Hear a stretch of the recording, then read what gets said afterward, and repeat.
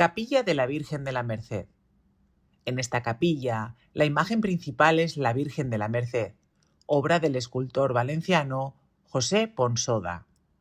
Ahora dirigimos la atención hacia el lado izquierdo de la capilla. Aquí se encuentra un sepulcro de estilo gótico, fechado en la segunda mitad del siglo XIV.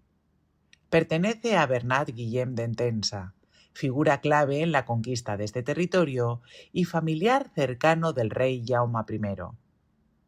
Durante mucho tiempo se creyó que falleció en la batalla del Puig, pero en realidad murió meses después, en el año 1238, por causas naturales.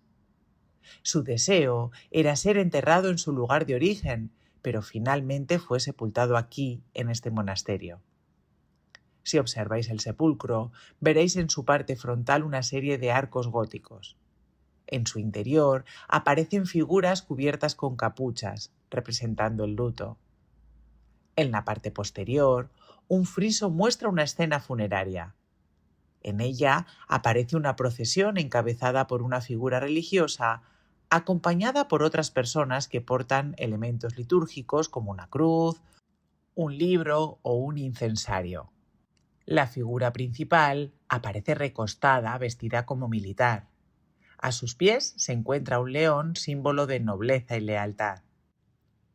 Este conjunto escultórico no solo recuerda a una persona en concreto, sino que también nos ayuda a entender las creencias, los símbolos y las formas de representación de la época.